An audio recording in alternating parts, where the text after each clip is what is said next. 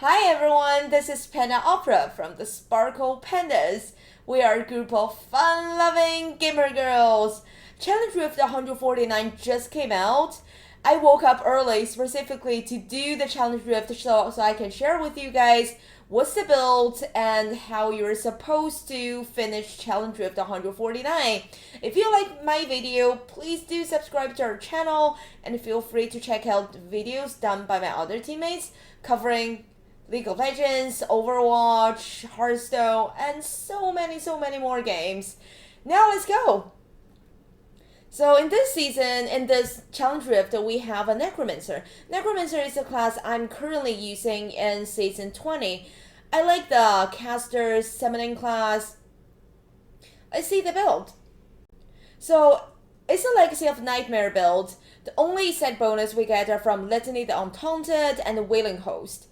With all the ancient items just buff us even more. And we have quite a few of ancient items. Our Iron Rose will give us Blood Nova on top of our Blight Siphon. So this build will be a lot of Blood Siphon. The Cube, our Depth Diggers, they all buff up Blood Siphon as well. I always liked Elusive Boots. It helps you to move through the enemies that could potentially trap you, so it's not bad.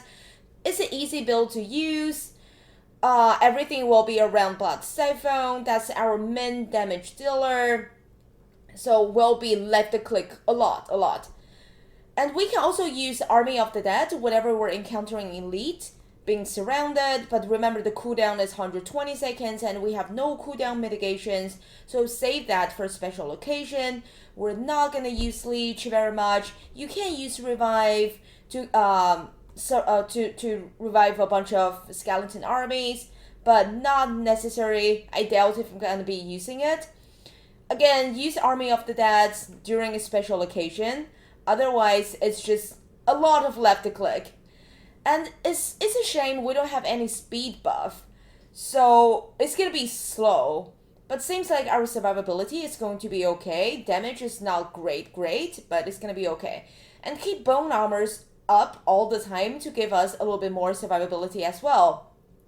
Since our Iron Rose gives Blood Nova on top of our Blood Siphon, so just cast a lot of Blood Siphon Blood. So it will not only help us to kill the enemies in a little bit distance of in front of us, it will also kill the enemies around us. So darling, let's dive right in and to the rift. Alright, here we go. Yeah, I'm so sad we don't have any kind of rush, but as you can see, as long as I left a click, got my Siphon Blood. It also explodes around me because Iron Rose just adds Blood Nova on top of that. So I'm not fast, but my survivability is great. Damage isn't amazing. I'm still struggling killing any leads. I could have cast the Blood Army of the Dead, but I was trying to test out how good is actually my Siphon Blood. Well, yeah, damage isn't that great, but the damage mitigation is pretty good. Normally, if it takes more than a few seconds for us to kill an elite, we'll be like, holy cow, we're in trouble. Especially, I normally play hardcore, so this is not normal for us, for me. Well, we're doing okay. Oh, a bit behind time. I need to start to move faster. And not the greatest map neither, I don't think. Well, I don't like being in a puzzle, feeling like there's a lot of turns I need to take. Well, Elusive Boost does help in this situation because I knew I won't get trapped in a group of enemies. So I'm just gently walking through while clicking a lot of left to click. Try to keep my bone armor up all the time to give myself more survivability, although I don't think I need it. But it also does some damage, so why not? Yeah, I'm pushing it now. It's pretty safe with my shield to pick up the essence, the monster globes. Let's keep going. That's the reason I said I really hate this map. There's so many turns. And you have to pay close attention to the small map, to your surroundings. So it's not exactly the fastest map either. Yeah, again, our damage dealing isn't great, but still think we're gonna finish it within the time limit with no problem. So this person clearly have been played for a long time, and we've got quite a few pieces of ancient items, which each buff us up 750%. So we are strong. And also reduce our damage taken as well, each ancient items. That's what Legacy of the Nightmares build do. Very similar to Legacy of Dreams build. So I start to think how Blizzard actually select the build. Well, it has to be an interesting one. I totally agree. So I think Legacy of Dreams, Legacy of Nightmares, they're definitely on top of the list because people get creative. There's no side bonus. So you have to kind of like think about it and come up with your own set.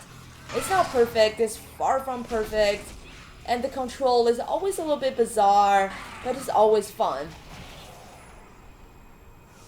So I don't really mind the allocation of my spells this time. But if you really feel uncomfortable with some of the allocations, actually you can change it. You cannot change the spells, like the spells you have. You still have to, you can only use them, but you can relocate them to different keys.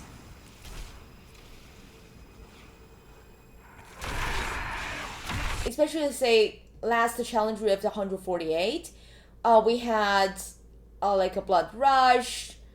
So if that's on my say left click, to me that feels bizarre. So normally I have to move it to either right click or a number key. Oh my god, I'm still behind time. Can I finish it, guys? I don't want to rerun it. Bear in mind, it's 7 a.m. in the morning in Hong Kong. This is how dedicated I am. I never woke up this early even for work. So I got up early to play the Challenge Rift. I haven't had a coffee, so that's probably why I'm slow. Yeah, I'm struggling with the elite. Well, maybe struggling isn't the right word. It's just I don't kill it fast enough.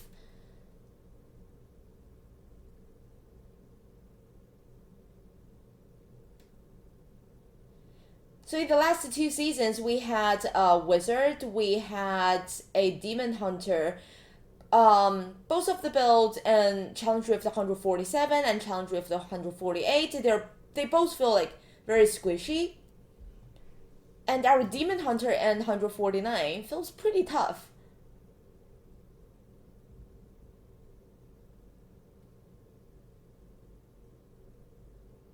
Still pushing it. Pretty happy that already catch up on time. So I think there's no problem for me to finish it. I'm about to get my Rift Guardian. Where are you? Bring me the mobs. Bring me the Rift Guardian. Hooray! Let's see how long it will take for me to kill the Rift Guardian. Yeah, well, it's like 10 seconds, I assume. So I'm just casting a lot of Siphon Blood. A lot. Like, blasting it. Still, it's dropping health pretty slowly. I'm still going to be able to finish it without any problems. It was just my Army of the Dead was under cooldown. The only thing I can cast is my Siphon Blood.